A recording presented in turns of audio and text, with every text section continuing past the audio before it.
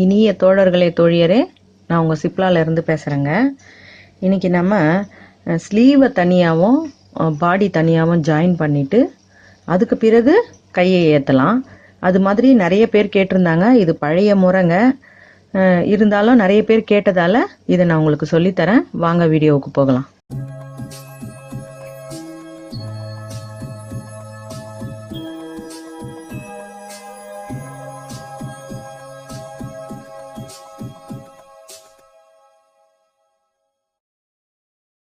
இப்போ நம்ம சரியான அளவு வச்சுக்கிட்டோம். உங்களுக்கு சந்தேகம் இருந்தால் நீங்கள் திரும்பவும் நம்ம வச்சதே இந்த மாதிரி தானே எக்ஸ்ட்ரா வச்சு தானே நம்ம வெட்டுறோம். அந்த அளவு நம்ம கரெக்டாக குறிப்பிடணும். இப்போ இந்த நெக்குக்கு கீழே நம்ம அந்த ஒரு கொக்கிக்கு கீழே அதை அளவு எடுத்துக்கலாம். இப்போ தைச்ச பிறகு நம்ம எவ்வளோ இழுத்தாலும் அது மாறுபடாது. ஆனால் 2x2 துணியாக இருந்தால் நம்ம இழுத்தோம்னா எக்ஸ்பேண்ட் ஆகும். அதனால் இது லைனிங் கிளாத்துன்றதால உங்களுக்கு அந்த அளவுக்கு வராது. இழுத்தோம்னாலும் அது கரெக்டாக தான் இருக்கும். இப்போ இது மாதிரி நம்ம ரொம்ப இழுக்காமல், அதையும் இழுக்காமல் இதையும் இழுக்காமல் கரெக்டாக அப்படியே வைங்க. வச்சு பார்த்தா உங்களுக்கு அந்த சரியான கோடு அளவுக்கு இருக்குது. இப்போ இதே மாதிரியே தான் நம்ம இங்கே கீழேயும் பார்த்துக்கிட்டோம். இருந்தாலும் நம்ம ஃபைனலாக ஒரு தடவை திரும்பவும் கஸ்டமர்கிட்ட நம்ம கொடுக்கறதுக்கு முன்னாடி திரும்ப ஒரு முறை எல்லாத்தையும் நம்ம செக் பண்ணி கொடுக்கறது ரொம்ப நல்லது. ஏன்னா அது மாதிரி நிறைய தோழிகள் கேட்டிருந்தாங்க. நம்ம தைக்கிறதுக்கும் அவங்க போட்டு பார்த்தா சில நேரங்களில் செட் ஆகலையே அப்படின்னு. ஒரு சில நேரங்களில் இந்த மெயின் கிளாத்தே முறுக்கலாக இருக்கும். அதாவது ஃபுல் கிராஸாகவே இருக்கும். அந்த நீங்கள் அது வெட்டும் போதே உங்களால் கண்டுபிடிக்க முடியும். அந்த பீஸே நீங்கள் நாளாக மடித்து பார்த்தீங்கனாலே ஒரு பக்கமும் ஒரு மாதிரி போகும். அந்த மாதிரி கிளாத்தில் நீங்கள் என்ன தான் தைச்சிங்கனாலும் எப்படி தைச்சாலுமே அது அப்படியே உடம்புல முறுக்கிக்கிட்டு இருக்கிற மாதிரியே இருக்கும். அதுக்கு ஒரே ஒரு சொல்யூஷன், நீங்கள் சும்மா கொஞ்சம் இவ்வளோ லேசாக ஓரளவுக்கு பிரித்து விட்டு கொஞ்சம் லூஸாக போட்டிங்கன்னா தான் அது சரியாக வரும். இல்லைன்னா அது அதாவது சில நேரங்களில் அந்த மாதிரி நடக்கிறது உண்டு. அது துணியோட மிஸ்டேக் தான். நீங்கள் அதனால் பயந்துக்க வேண்டாம். நம்ம தைச்சதுனால அப்படி ஆயிடுச்சுன்னு நினைக்க வேண்டாம். இப்போ அங்கே ஸ்டார்ட் பண்ணினேன் இல்லைங்களா, இங்கே வரும்பொழுது அந்த அளவே குறையுது இல்லைங்களா. சுற்றளவை விட இடுப்பளவு கம்மியாக தானே இருக்கும்.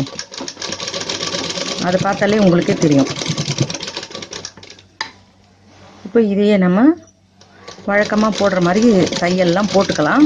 நான் இப்போ உங்களுக்கு காட்டணுன்றதுக்காக ஒரு 2 ஸ்டிச் மட்டும் போடுறேன்.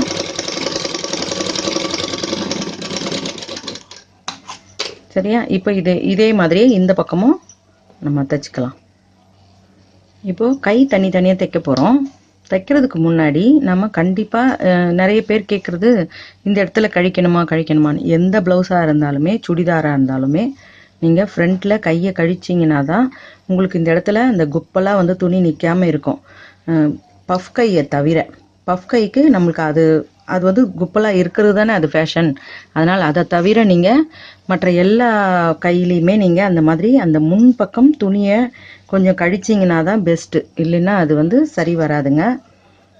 இப்போ ரெண்டுமே சரியாக இருக்கான்னு நீங்கள் அதை ஒரு முறை பார்த்துக்கோங்க. நம்ம இந்த கட்டிங் இங்கேருந்து அந்த கழிக்க வேண்டிய இடத்த ஆரம்பிக்கிறோம்.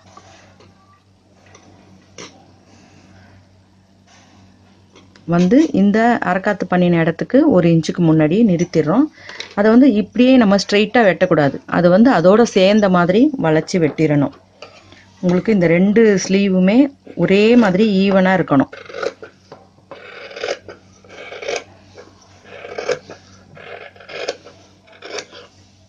ஓகேவா?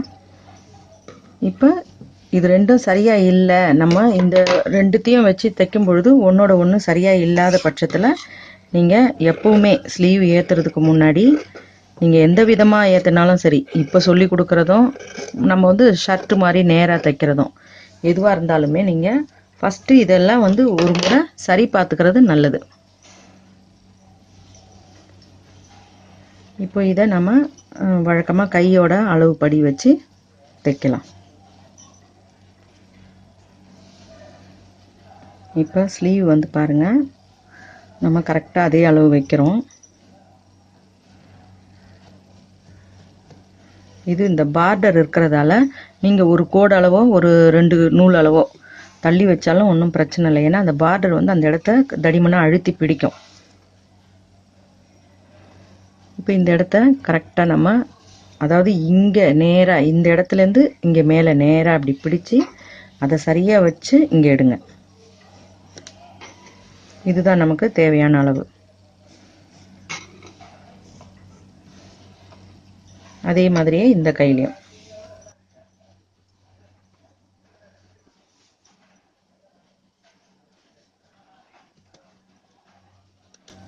இது ரெண்டுமே ஈவனாக இருக்கிறதால நீங்கள் கரெக்டாக ஈவனாகவே வச்சுக்கலாம். ஒன்று மேலே ஒன்று வச்சு அதையே நம்ம அளவாகவும் பயன்படுத்திக்கலாம். ஒரு சிலருக்கு ஒரு கை தடிமனாக இருக்கும், ஒரு கை வந்து மெல்லிஸாக இருக்கும். அந்த மாதிரி இருக்கிறவங்களுக்கு மட்டும் நீங்கள் அது அவங்க சொன்னால் நோட் பண்ணி செய்யுங்க. தள்ளி தள்ளி வச்சு, அதாவது இந்த இடம் முன்கை தான் அவங்களுக்கு கொஞ்சம் மாறும்.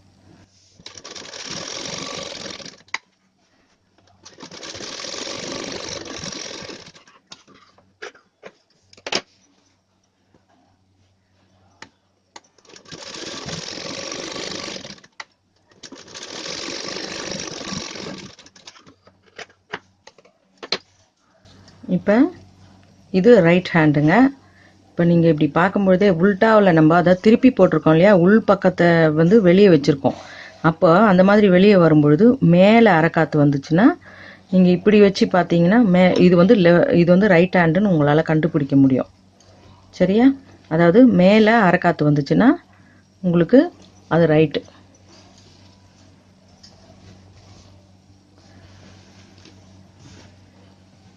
இப்படி வச்சு நீங்கள் பார்க்கும்பொழுது இந்த வெட்டுப்பட்ட பகுதியும் இந்த ஃப்ரண்ட்டும் ஒன்றா சேரணும். அதுதான் உங்களுக்கு மேலே மேலேன்னு அர்த்தம். இப்போ இது போல் நம்ம கரெக்டாக நம்ம இது ரெண்டுத்தையும் தைச்சிக்கிட்டோம் இல்லையா. இப்போ ஏற்றும் பொழுது இங்கே பாருங்கள், இந்த மாதிரி கொஞ்சம் எக்ஸஸாக துணி இருந்ததுன்னா நீங்கள் அதை பற்றி கவலைப்படவே வேண்டாம். அதை நீங்கள் தைரியமாக கழிச்சிடலாம். அது வந்து பெரிய அளவாக இருக்கிறதுக்கு வாய்ப்பே கிடையாது. மிஞ்சி போனால் அரை இன்ச்சு இருக்கலாம், இல்லைன்னா அதுக்கும் குறைவாக ஒரு 1/4 இன்ச்சு இருக்கலாம். அது வந்து நீங்கள் அது ஒரு பெரிய மிஸ்டேக்கு, நம்ம தப்பு பண்ணிட்டோம் அப்படின்னு பயப்படவே வேண்டாம். நீங்கள் அதை வச்சுட்டு கரெக்டாக இந்த ஷோல்டரில் நம்ம அந்த இதுவோட ஸ்லீவோட நாட்சுக்கும் இதுக்கும் சரியாக இருக்கான்னு இப்படி வச்சு ஒரு முறை பார்த்துக்கோங்க. அப்படி உங்களுக்கு அது தப்பாக இருந்துச்சுன்னாலும் கவலையப்பட வேண்டாம். எந்த இடத்த கொஞ்சம் லூஸ் பண்ணணுமோ அந்த சும்மா ஒரு 1/4 இன்ச்சு அல்லது ஒரு 2 இது அளவுக்கு வரும், 1/4 அல்லது அரை இன்ச்சு அளவுக்கு அப்படி இப்படி ஏற்றத்தாழ்வு வந்ததுன்னா அந்த அளவுக்கு நீங்கள் எது பெருசாக இருக்கோ அதை சிறுசு பண்ணிக்கோங்க, இல்லை எது சிறுசாக இருக்கோ அதை பெருசு பண்ணிக்கோங்க. அதாவது ரொம்ப கரெக்டான அளவாக இதில் வச்சு ஏற்றுறது கொஞ்சம் சிரமமான விஷயந்தான். ஆனால் இதை தான் நாங்கள் ஃபஸ்ட்லலாம் வந்து தைச்சது இப்படி தான். நிறைய பேர் வந்து பிரிச்சுக்கிறதுக்கு சுலபமாக இருக்கணும், நம்ம கொஞ்சம் குண்டாயிட்டோம்னா பிரிச்சுக்க சுலபமாக இருக்கணுன்றதுக்காக அந்த மாதிரி ஸ்ட்ரெயிட்டாக தையல் கேட்க ஆரம்பித்தாங்க. இப்போ இந்த பீஸில் உங்களுக்கு இப்படி வருது இல்லையா, இது மாதிரி நம்ம ஜாயின் பண்ணின பிறகும் திரும்பவும் எப்படி நேராக தையலை அதை மாற்றுறதுன்னு நான் உங்களுக்கு சொல்லித்தரேன். இப்போ இது மாதிரி இருக்கும்போது இந்த துணியை வந்து நாங்கள் இப்படி மடித்து விட்டுப்போம். அந்த உள்ள எக்ஸஸாக இருக்கிறத இப்படி ஒரு பக்கமாக, அதாவது பின்பக்கமாக அப்படி மடித்து விட்டுக்கிட்டு கரெக்டாக இந்த ஆம் ஹோலில் இருக்கிற அந்த ஸ்டிச்சும் இந்த ஸ்டிச்சும் மீட் ஆகிற மாதிரி வைப்போம். அப்படி வச்சு தான் ஏற்றுவோம். இதில் இந்த மாதிரி ஏற்றத்தாழ்வு இருந்ததுன்னா நீங்கள் அதை கட் பண்ணலாம், தாராளமாக கட் பண்ணி எடுங்க. சரியா? இது மாதிரி குழப்பமாக நீங்கள் ஏற்றிடக்கூடாது. ஏன்னா இது குறைவாக இருக்குது, இது அதிகமாக இருக்குது. நீங்கள் அதை வச்சு ஏற்றிட்டிங்கன்னா இந்த துணி வந்து உங்களுக்கு வெளியே நூல் நூலாக வர ஆரம்பிச்சிடும். அதனால் அதை வந்து நீங்கள் முக்கியமாக கவனிக்கணும். கவனித்து கரெக்டாக அந்த ரெண்டும் ஒன்றா இருந்ததுன்னா தான் உங்களுக்கு சரியாக வரும்.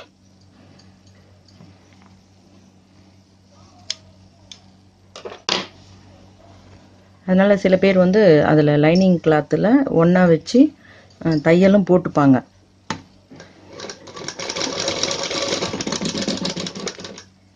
துணி வந்து நழுவாமல் இருக்கணும் அப்படின்றதுக்காக. இப்போ அதில் எப்படி மடித்தோமோ அதே மாதிரி தான் இதுலேயும் பின்பக்கமோ முன்பக்கமோ இதில் இப்படி மடித்து இப்படி வச்சுட்டு அது மேலே இந்த ஸ்லீவை இப்படி வச்சு ஏற்றுவோம். சரியா?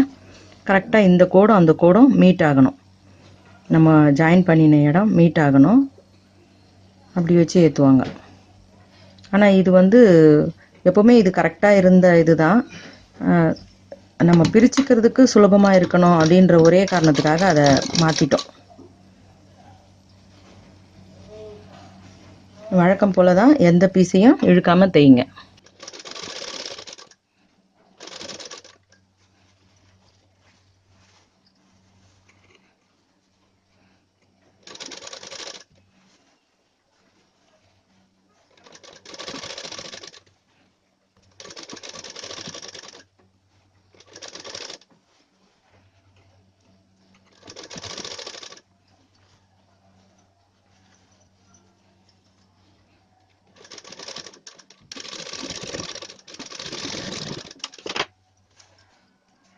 இப்போ இது கரெக்டாக ஸ்லீவ் வந்து ஃபிட் ஆயிடுச்சு.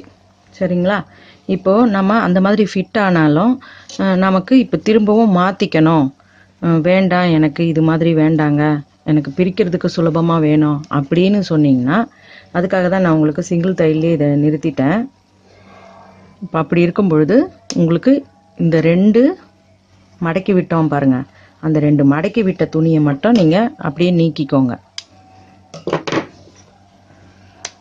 சரியா? இப்படி நீக்கி நீங்கள் அதை விட்டிங்கனாலே உங்களுக்கு தனியாக இந்த ஆம் ஹோலோட தையல் அப்படியே உங்களுக்கு பிரிஞ்சு வந்துடும். வந்த பிறகு கொஞ்சமாக இந்த ஸ்டிச்சை நீங்கள் கொஞ்சம் கொஞ்சமாக எடுத்துக்கோங்க.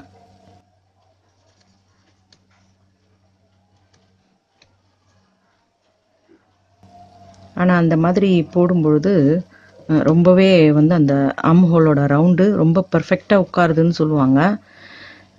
அது வந்து அப்படியே நாளடைவில் அது மாதிரி இப்போ யாருமே தைக்கிறது இல்லைன்னு தான் நினைக்கிறேன். ஏன்னா நம்ம வந்து எல்லாத்துக்குமே டெய்லர்கிட்ட போக வேண்டியதாகிடும். அதாவது ஏன்னா இப்போது இந்த ஃபஸ்ட்டு ஸ்டிச்சை பிரித்தோம்னா நமக்கு அந்த ஒரு ஸ்டிச்சில் நிற்கும் பொழுது ஆம் ஹோல் வந்து அந்த ஃபஸ்ட்டு ஸ்டிச்சில் போட்ட இடத்துல தான் டைட்டாக பிடிச்சிக்கிட்டு இருக்கும். அப்போ அந்த 2வது இடத்துல பிரிக்க முடியாமல் அப்படியே நிற்கும். அது மாதிரி இருக்கும் பொழுது அவங்களுக்கு அந்த ஆம் ஹோல் வந்து கடிக்க ஆரம்பிச்சிடும். அந்த இடத்துல துணி வந்து கடிக்க ஆரம்பிச்சிடும். அதனால் அது ஸ்ட்ரெயிட்டாக இருக்கும் பொழுது அவங்களுக்கு சுலபமாக நேராகவே எவ்வளோ தேவையோ அவ்வளோ பிரித்து விட்டுப்பாங்க. அப்போ அந்த இடம் அவங்களுக்கு டைட் ஆகாமல் இருக்கும். அதுக்காக தான் அதை மாற்றியே விட்டுது. இப்போ இந்த 2 பக்கமும் கொஞ்சம் கொஞ்சம் பிரிச்சுட்டு அதனால தான் அந்த எக்ஸஸாக இருக்கிற துணியை உள்ளே மடித்து வைப்போம். அதை வந்து நம்ம எக்ஸஸாக இருக்குதுன்னு கட் பண்ணி எடுத்துட்டோம்னா இந்த மாதிரி அட்ஜஸ்ட்மெண்ட்ஸு பண்ணவே முடியாது. அதனால் அதை நீங்கள் கட் பண்ணி போட்டுறாதீங்க. அது எக்ஸஸாக இருக்கிறத அப்படியே நீங்கள் பிடிச்சி மடக்கி வச்சு தைங்க. இப்போ இந்த நம்ம பிரித்தோம் இல்லையா, பிரித்த உடனே இந்த 2 சைடையும் இப்போ நேராக இருந்து இப்படி இருந்த ரவுண்டை இப்படி பிரிச்சுட்டு இது 2ஐயும் இப்படி ஜாயின் பண்ணி இப்போ ஸ்ட்ரெயிட்டாக போட போகிறோம். அதுதான் இதில் மாற்றி வர்ற ஒரு விஷயம்.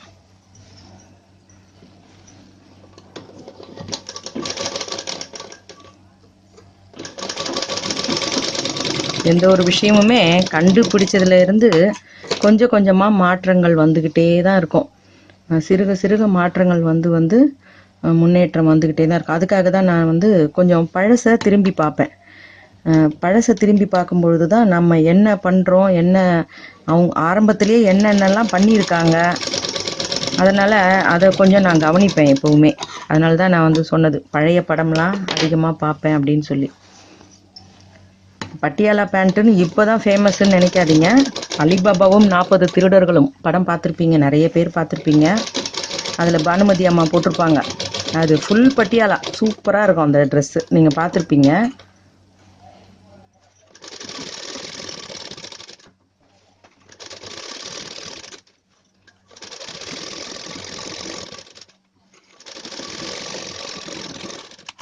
இப்போ நான் அது வழக்கம் போல் என்னோட பேட்டர்னில் தைக்கிறேன்.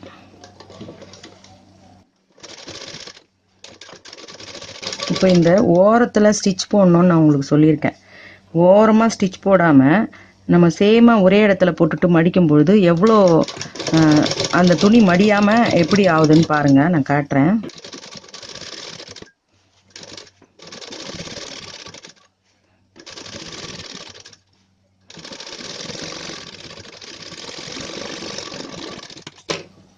இப்போ பாருங்கள், இந்த ஓரமாக நான் ஸ்டிச் போட்டு பண்ணது எல்லாமே பர்ஃபெக்டாக மடிக்க முடிஞ்சுது. ஆனால் இங்கே பாருங்கள், இடையில் அந்த ஸ்டிச்சை நான் மறந்து ஓரமாக போடாமல் போட்டுட்டேன். ஸ்ட்ரெயிட்டாகவே போட்டுட்டு அதுக்கப்புறம் மடிக்கும் பொழுது எவ்வளோ பிசுறு வருது பாருங்கள். அந்த மாதிரி பிசுறு வராமல் இருக்கணும்னா நாம் அந்த ஓரமாக ஒரு தையல், அதோட பாயிண்டில் ஒரு தையல், ஃபஸ்ட்டு பாயிண்டில் தான் போடணும், அதுக்கப்புறம் தான் ஓரமாக போடணும், அதுக்கப்புறமா அதை ஃபோல்டு பண்ணணும். சரிங்களா? இப்படி பண்ணிவிட்டு திரும்பவும் நாம் அதே வழக்கமாக நம்ம பண்ணுற அதே பேட்டர்ன்லேயே இப்போ அந்த ஸ்டிச்சு வர்ற இடத்துலையே தான் நம்ம கரெக்டாக அந்த தையல் பழைய இடத்துலையே தான் வரும். நம்ம இது ரெண்டையும் ஜாயின் பண்ணினோம், அவ்வளோதான். சரிங்களா?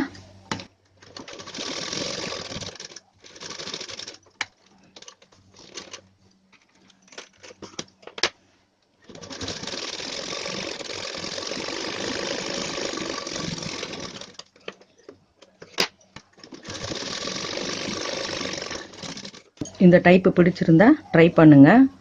உங்களுக்கு இந்த வீடியோ பிடிச்சிருந்தா எனக்கு லைக் கொடுங்க, கமெண்ட் கொடுங்க, ஷேர் பண்ணி சப்ஸ்கிரைப் பண்ணுங்கள். பெல் ஐக்கான் அழுத்துனீங்கன்னா நான் போடுற வீடியோஸ் உங்களுக்கு தொடர்ச்சியாக கிடைக்கும். மிக்க நன்றி. வணக்கம்.